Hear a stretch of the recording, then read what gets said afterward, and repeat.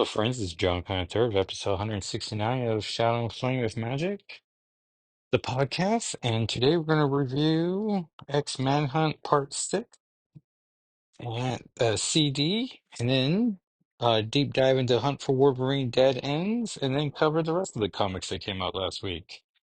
So let's get excited. So, X-Manhunt Part 6 is also X-Force 9, and, or 299 if you're nasty. And I would have said every issue of X-Manhunt got, or every chapter got better with each new chapter until we got to X-Force 9. And I gave props to X Factor for keep maintaining its voice and during a crossover. And I suppose X-Force did the same, but ugh, this voice. Like the best characters, Betsy Braddock and Rachel Summers are dealing with the Diablo plot, which is like Girl Diablo, the Fantastic Four alchemy villain. And then Sage, Xavier reached out to her. She teams up the Masked Man from X Factor, which now I'm embarrassed to say I should have figured out that was John Rafe, um, as he was on the Phil Noto cover for this issue. And so it's like, oh, but why was he covered? Like most people would people have noticed, like, I don't know, would Cyclops have been like, oh, hey, that's John Rafe? Like, Wolverine's old buddy from Wolverine Origin. That's pretty much how I know that character. And so then Sage is explaining who Xavier is to John Rafe and describing how he's the best man she knows and closest thing she has a best friend. And this is all gross because Xavier forced her into being secret agent of his inside woman of the Hellfire Club, and she had to probably do and see and say things she would never want to see, say, or do. And so it's like, it's just gross. We do find out who's in the Krakoan egg, and spoilers for X-Force 9 and all the comics that came out last week. But Xavier hatched Ileana. No, not Ileana. Lilandra, his wife and Xandra's mother. So maybe now he will get to space to save their daughter with her mother, who gets to meet Xandra for the first time. So X-Manhunt Omega should be very exciting. Hmm.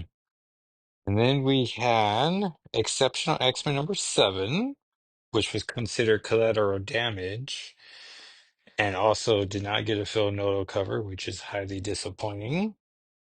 But I like the idea of Tom Brevoort being like, "Hey, Eve Wing, you want in on this?" And she was like, "No, I have a plot I have in mind," which I also suspect he said no to, and then Tom Brevoort counter like, "Well, then you got to have this villain as your main villain, then." And then she must have just been like, "Ugh, all right, I will give you 3 pages." And he's like, "That's better." But apparently, in his newsletter, which I never read for a reason, he stated that Exceptional X-Men is going to get 10 issues, and not every title will get 10 issues. So I don't know if Exceptional X-Men's ending or not, but Emma Frost is getting a Hellfire Origins miniseries launch. So I don't know if Exceptional is going to end. Emma's going to turn bad, and then people are going to be like, "Hey, remember she was always bad?" And that's where the miniseries is going to come in to help remind newer readers. But, anyways,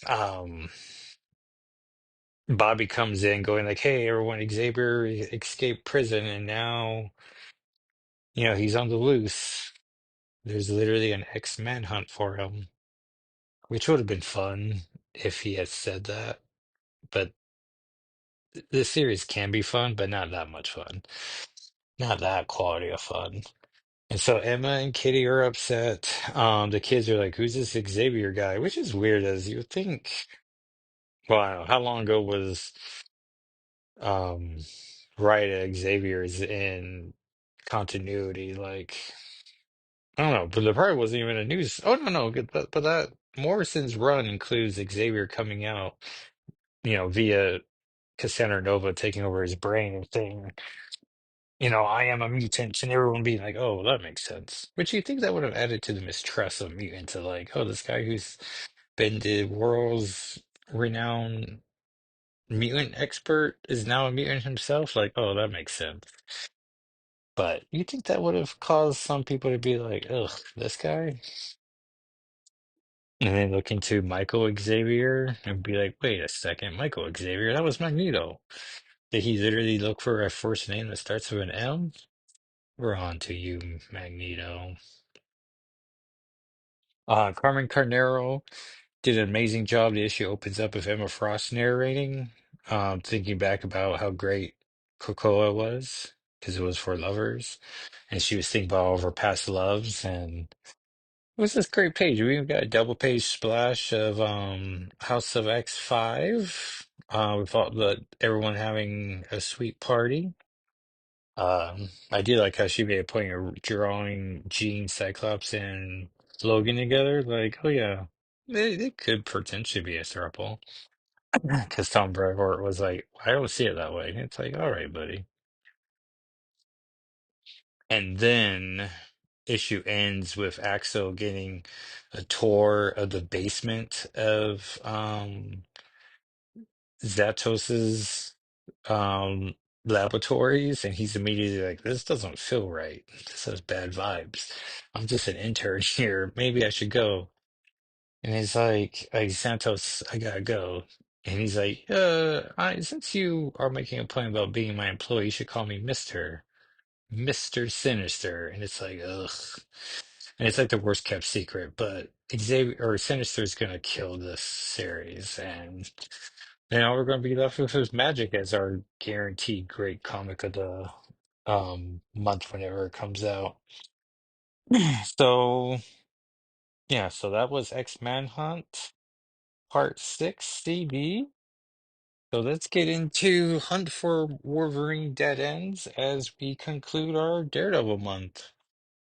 Um, and this would have cost you $4.99. It came out October 2018. Oh, I'm all caught up on the 4 episodes of Daredevil, and I don't know, I've been liking it so far. I can see where some people are like, not enough Daredevil content because we got a lot of it in the first episode, and Matt Murdock's purposely not Daredevil right now. Um, but there was a great guest star in episode 4 that ideally he'll be around a bunch more. And I'm reminded it's 18 episodes, so like imagine at one point we're going to do a mid-season finale, and we're building towards something. So yeah, we'd be curious to see where it's all going. This issue opens up in Spain as this kid is taken. Um, and then we see a bunch of other kids being taken, which will be explained later. Hunt for Wolverine, dead ends. Wolverine died, entombed in molten adamantium. This X-Men took his metal-encased body and hid it away, keeping its location secret. But nothing stays buried. It was only a matter of time. As teams of X-Men, Avengers, and other investigators searched for Wolverine's body, the clues began to pile up, and the moment has come to put them together. Writer Charles Soule, artist Roman Rosanas, color artist Guru EFX, letterer VC's Joe Sabino, and I believe I got the traditional. Yeah, I got the Marco Scizzetto proper cover. And then we get New York City, where Tony Stark's driving a motorcycle to the meeting with his AI Friday, which I believe is either Marvel um MCU synergy or they got it from here. And he's driving through Central Park. Oh hey, I'm just now noticing there. Oh no, this is Daredevil. I was about to say, oh, is this Spider-Man? But no, Daredevil is slinging his way along. Xavier Institute for Mutant Education Outreach. And this is taking place during the Kitty Pryde Go Team era. And he's like, it's never a party. And then we see Daredevil say, Stark. Daredevil, been a while, but I thought our paths might cross over all this Wolverine stuff. Kitty told me she had you looking for Logan too. You find him? Sort of. You? Sort of. Learned some things, nothing I would call particularly promising. Same. In fact, everything I found was the opposite, exact opposite of promising. The X-Men can afford a mansion. You'd think they could spring for a doorbell or something like an intercom, maybe. That Forge guy could probably build him an intercom, right? Should I just knock? Dark, just knock. And he's about to, and then Kitty phases through the door and goes, Hey, thanks for coming. And like it spooks Dark, and Daredevil's cracking a smile, and that's pretty hilarious. Tony reminds everyone he has a heart condition, and Kitty invites them in. They come across Betsy Braddock, who at the end of the Mysteries of Madripoor miniseries that Kitty led, Betsy got her original body back, which I always forget about when it comes to that miniseries. As I don't know, I sort of lost the plot towards the end of it. It starts off strong though. Pretty much the ex-ladies closest to Logan, and how they're investigating a power plant and missiles. And at one point, Betsy leaves the Japanese Psylocke body for her own. And so she's sitting by the fireplace with her mug and just trying to, figure out what's next for herself. You get a double page sequence where she has Tony and Daredevil take a seat. Um, and for a reason, he's wearing all black, like a motorcycle outfit. Tony is. Please, both of you take a seat. Didn't know I was signing up for a lecture. It is a school start. Did you read the sign out front? Kitty, before we get started, can you tell me how Cypher's doing? He saved my life on our mission. My team wouldn't have learned what we did without him. Were you able to help him with his addiction? Because during his thing, Doug took all his language skills and just pretty much absorbed the internet for all leads. And I wonder if it took a long time for him to get back from that. Somewhat, Gene's been working with him too. It's not, that'd be Teen Gene. It's not easy though. It has its hooks in pretty deep. The key seems to be keeping him busy. We've been giving him projects to work on. We'll talk about that today too. Ready when you are, Professor. I'm all ears. Okay, these are the pieces. Wait, you made a PowerPoint? Me? No, I'm way too busy. I had one of the students do it for extra credit, which is just fun. And so she goes over how there was a zombie Logan, which I didn't read that one. And as far as space goes, I took a team of X-Men to Magik and start our own search for Logan. We didn't find him, but we did find an unusually high number of illicit space launches using Matterport's anonymous facilities, all by the same company. That company is Sotira. Soteira? Sotira? I bet that's how you pronounce it. And um, the new Avengers led their investigation to Sinister, who's the worst. And I don't know, there's Sinister and Sebastian Shaw, two characters who like the Krakoan era. Well, Shaw wasn't overly, though I have a theory that he was the most well-attended Quiet Council member. But he killed Kitty Pryde and attempted to drown Lockheed, so he's on my list of characters I don't care for. But Mr. Sinister, I just got burned way out on. And anyway, so I'm not thrilled with him. And then Daredevil had they kept finding Logan at various crime scenes. And then yeah, Sabretooth and Lady Deathstrike and Akihiro were dealing with all the zombies. And then during this lecture, Daredevil senses Blair as something's approaching the mansion, but not really approaching, but falling. And we see the space at like four um kinetic weapons, Tony refers to them, are just dropping towards the mansion. And so Kitty calls to Kurt to start evaluating this, not evaluating, um, Eva, evacuating the school. I don't know why I got stuck on that word. Tony jumps onto his motorcycle and Iron Man's up. So I guess the motorcycle was. Oh, yeah, yeah. They make a point of showing us the wheels on the ground. So the motorcycle is the suit, which is fun. Then we see Firestar and Storm coming up to the sky with him. Two students are scared, and so Daredevil helps Kitty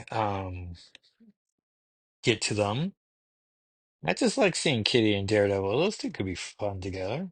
And so the plan is for Iron Man, Storm, and Firestar to take out their own missiles, and then whoever gets done first gets the fourth one. And so they all taking care of them. Kurt updates Kitty that the school is evacuated, but they don't have time to get to the fourth one. So Kitty says, okay, and in an awesome feat of power, which I'm not usually a guy who's all about feats, but this one's pretty cool. I do like how it's the opposite of the astonishing X-Men giant size issue where she phases a planet-sized missile bullet out away from the Earth. So she instead phases the entire planet, and that kinetic object just goes straight to the core and explodes in the core, which seems risky because what if it destroyed the core, the molten core of Earth, and then we all just, stop existing when the Earth explodes. But Kitty phased the entire planet, so that's pretty cool. Thankful and must have done it in a way where people didn't just fall through the surface. So Kitty needs a moment as she's pretty tired. Then some goon, pretty much dressed like Arcade, but bald. And there's 10 dead bodies around the ground, on the ground. And we find out these are the 10 kids that were taken from the opening arc. As we meet Persephone, who's all in white with a weird digital head that's like just that's also all white with like three pink circles around her head. And she's a big fan of the X-Men. She admits to taking Logan, that she's noticing they're all coming for her, and she's doing her best to stay ahead of them, but she's almost done with her mission. And um, and she says how she killed these 10 mutants or pre-mutants, but they definitely had the X gene ready to activate. And thanks to Sinister, he gave her the entire database of like, here's all the will be soon to be mutants, and she threatens to kill them all if they don't stay out of her way. And then she kills that goon and fades away. And then Daredevil says, "No, he doesn't have a heartbeat either. Dead the moment Persephone ended her transmission. We can beat this. You have a machine that can identify mutants. That'll take some work, but we could track down the X gene holders, protect them." And Storm says, "No, Stark. The Libra can only detect mutants who have manifested their powers. Persephone chose her targets well." Okay, so we think of something else, right, Pride? What are you gonna do? I she just can't. Like she's powerless. They need to protect all mutants, even ones who don't have their powers activated yet. And so she's just done silent. We catch up with Persephone as she's taunting Logan, who's tied up with like white ropes, like white glowy ropes, and his claws are out and they look like they're freshly molden. And to be continuing, Return of Wolverine, or no, Hunt for Wolverine #1, which I want to say of that series, I only got like parts 1 and 4, maybe. So pretty missable. Like, it's one of those things where it's like, oh, it's called Hunt for Wolverine, and we find him. Okay, Sort of like the return to Jean Grey. It's like you can just read the last issue. Like, guess what, everyone? Spoilers for Return to Jean Grey, but she returned. Oh, it was Phoenix Resurrection, The Return of Jean Grey. Very long title. Okay, so what else came out last week? Oh yeah, so Magic 3, which was probably my favorite comic of the week. It had a fun meta commentary as Magic meets Luminol, uh, who was a little boy who some magic enthusiasts try to open a portal to get to, but they didn't want to sacrifice themselves naturally, so they grabbed the little boy, and now he's been stuck in this dimension for the longest time. But he's a huge Magic fan, and you can view it as a commentary on Magic fans and how they can be a bit much sometimes, spoken as a Magic fan myself. And um, he makes her fight some of her worst fears. So the cat that she had to kill, Kitty Pryde's version in Limbo, and she has to defeat this illusion of it, of her. And then he brings out Sim and Isar from Inferno. And I don't know, whenever Sim touches Ileana, even when it's a fake Sim, it just creeps me out. And she doesn't need to be dealing with that trauma. And then she deals with all those as she rightfully does. And then Belasco comes out and it's like, ugh, Belasco. So it's like all of Magic's worst villains and having to deal with her inner demons that she rightfully has. And she believes she's been in this realm for like a month. And so she's ready to leave. And Luminol states that um he'll make a deal with her that if he lets her go, she has 3 weeks to fight off her dark child persona, who's going to be coming at her. I was gonna say hot and heavy, but that doesn't feel right to say. But gonna be coming at her in full mass, and but she believes she's strong enough to deny the dark child from taking over her body. And then when she comes back, she immediately realizes it's only been a week. She comes back to Tokyo and realizes that Cal is in a different area, a jungle atmosphere, but not a concrete jungle, just jungle. And she has admit to Cal like, "Hey, I put a magical tracker on you, so I know where you are at all times." And he's like, "That doesn't sound great. I wish you had talked to me about that." And also, he wishes that she confided in him to deal with the agreement she has. And he's like, there had to be a better way to do that too. And then, but before all that, Magic sees Cal and gives him a big old hug. And I'm just like, I really like her having a new friend. And maybe some people could comment about how this seems like a heightened friendship already, but or they're friends too fast, but it's the heightened environment, as we learned from the first Speed movie. And I mean, sure, relationships based off of a high environment doesn't end well, but friendships probably do. I'm not sure if Speed 2 provided any life lessons, but as I never saw Speed 2. I'm not against it. Um, that Fall movie where those two gals climb the giant tower that I and Walker D love. Apparently, they're going to sequelize that movie, like making it to a trilogy. And one of the fan theories is like there's a giant tower coming out of a cruise ship, and I was like, hey, I see what you're doing there, but what are they going to do for sequels for that? Like, there's no way that gal climbs the second tower, but it's supposed to all take place in the universe. Which I mean, arguably, you could just keep making a whole franchise of young ladies climbing towers they shouldn't be climbing. Which that movie does, like, I could never get my foot off the third rung up, but there's a moment where they're in the final part of the cage, and then they gotta like climb even higher. Where I'm like, yeah, I think the cage part was good enough. You didn't go the extra 50 feet, but they did because that's the movie. Speaking of meta commentary, Psylocke 5, which I also really digging this series, he meets the taxidermist. I mean, he's in the previous issue as well. I want to say his very first appearance, his final page reveal on page issue 3. And issue 4 just felt like a fun arcade or video game of a comic book where she had to like break into the guy's hideout and had to go through all these obstacles first. And so with a name like taxidermist with a video game like Lens, it's like, yeah, it's just a silly name for a guy who we're probably never going to talk to again. And so yeah, it was pretty nice. Uh she teams back up with Beast and Cyclops, and Beast gives her a once over and say that she's cleared for mission. Cyclops makes a fun joke about like, after this you need a vacation. She's like, well, that's how I got stuck in this mess. And he's like, oh, that's right, I did that.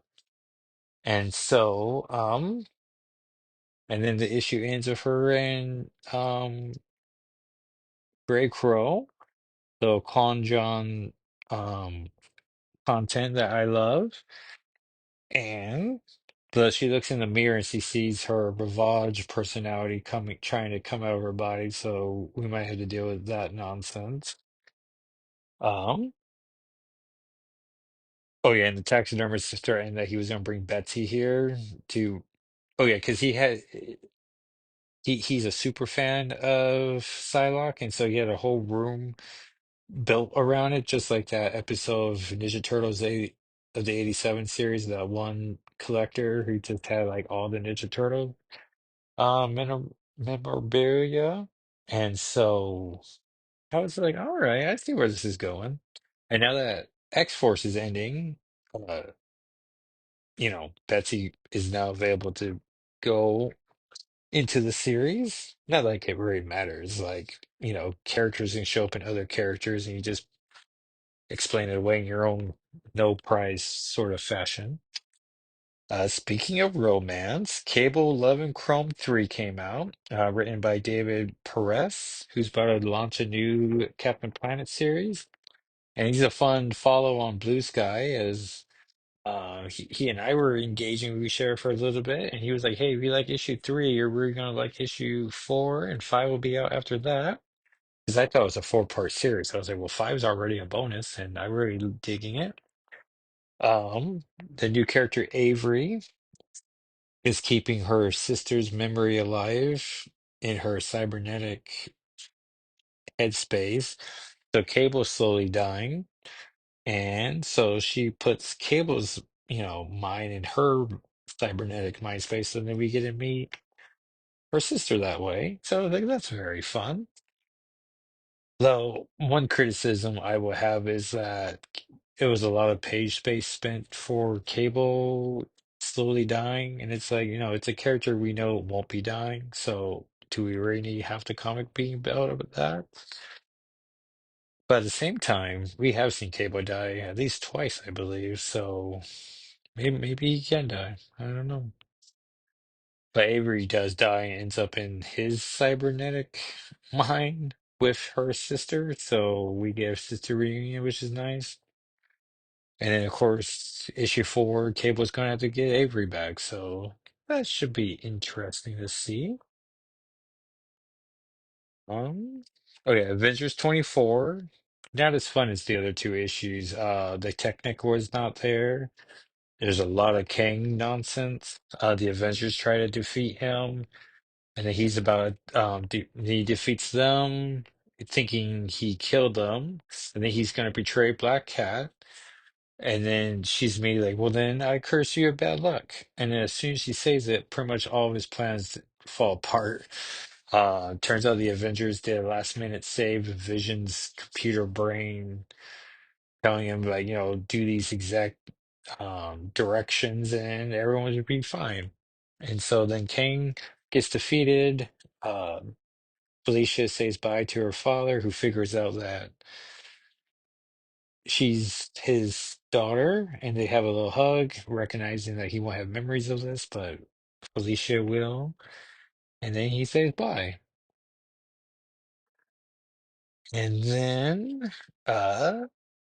We have One War Under Doom 2, which starts off with some Valerie Richards and Doctor Doom content. She calls him Princess um, Poncho to like hide him so he can walk around the Baxter building. It turns out the Fantastic Four live somewhere in Arizona now, which I'm like, hey, Arizona represents. Shout out to my Yuma homies. And uh Greg and Jesus, what up? And all of a sudden I was like, I should name my homies. And um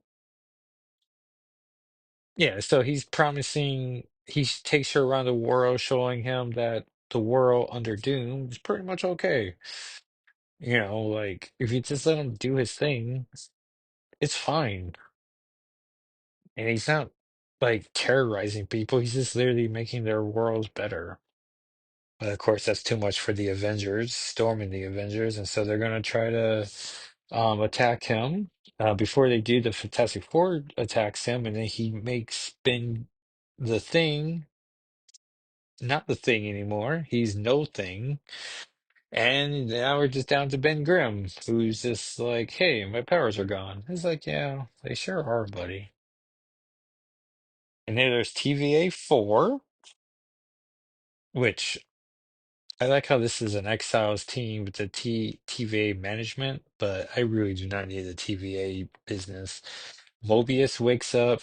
He says James Howlett didn't stab him, so James is allowed to be free, but they still got the mystery of who could it be.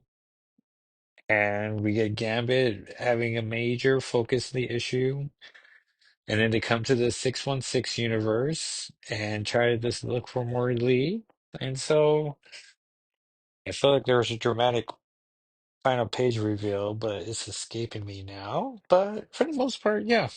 Like issue two was the downer, but ever since then they found a good balance between heroes and TVA business. And then lastly, Ultimate X-Men 13.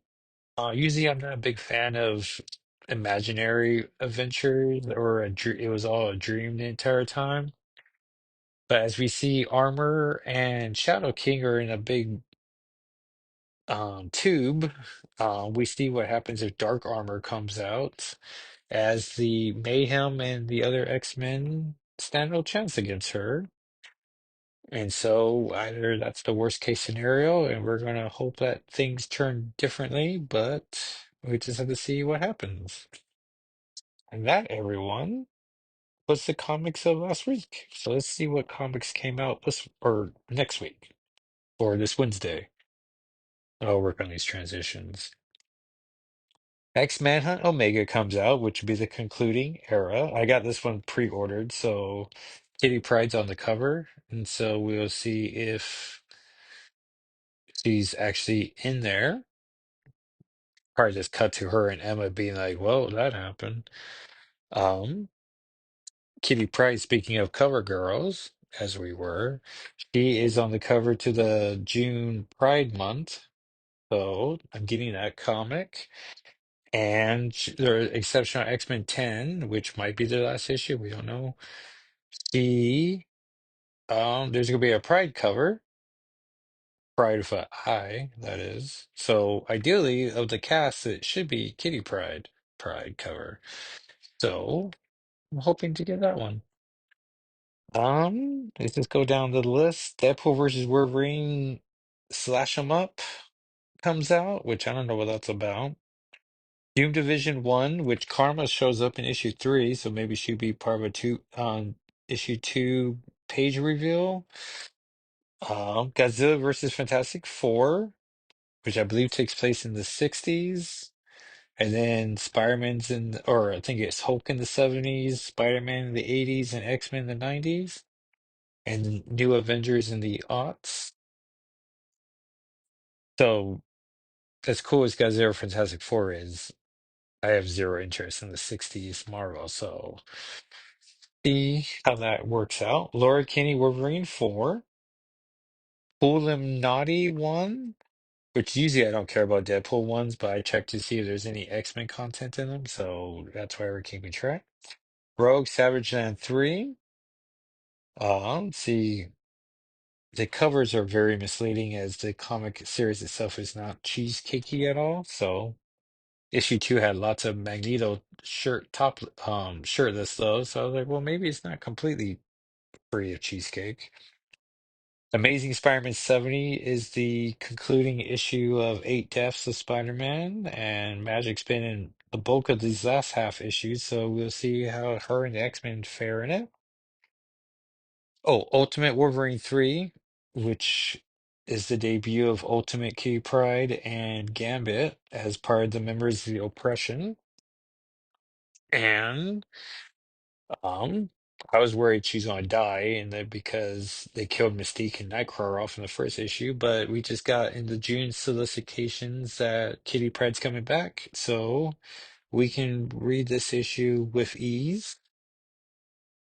Because honestly, they kill Kitty Pryde. I no longer care about this new Ultimate Universe. Uncanny X-Men 12, Weapon X-Men 2, with still very heavy on dudes in there. Wolverine Revenge 5 by Hickman and Greg Capullo, which should be the final issue of that, where Colossus's son is going after Logan, and we gotta figure out who the mother of Colossus's son is, or maybe it's the boy from the Savage Land all grown up. That's who I'm hoping it is. And so yeah, another giant week of comics. If you're only gonna buy a few, I will recommend X-Manhunt Omega, Ultimate Wolverine 3. Amazing Spider-Man 70, and trying to think what my top post is going to be. I guess Amazing Spider. Oh no, I already said that. Doom's Division 1 for the Karma content. Yeah, Wolverine Revenge 5 is just been leaving me completely cold. Oh, Magic 3 ends with Danny Moonstar showing up, and we know she's going to be there at least until issue 6. So we're getting a Danny storyline, and that's all I care about. With my two, well, I can't say two, with Doug Ramsey, my top three favorite New Mutant members. So, so just any content with Danny Moonstar is going to be great. And so, everyone, ah, I also forgot to mention my TikTok and YouTube channels, Jacko SII, so you can follow along with my Wolverine Dead Ends. Well, ideally, you already follow me on TikTok and you already know that. And if not, feel free to follow me as I think I'm putting out some good content for people to enjoy. And then if you follow me, I am good about following you back. So, that's nice of both of us to have a relationship like that. Um, and I saw two more people subscribed on my YouTube channel, so that's nice. We're getting closer to 575. Though I don't know, I noticed there's a habit of two people subscribing and then unsubscribing from me, so I don't know. I'm wary of ever mentioning it, but I'm so close to 575. It'd be nice to get there and then past that as well. So, everyone, thank you so much for listening. I'm going to put some images of Hunt for Wolverine Dead Ends on the podcast's socials at SNFWM. And you can follow me at Jocko SII on most platforms. And I will talk to you next time. All right, everyone. Thanks for listening. Bye.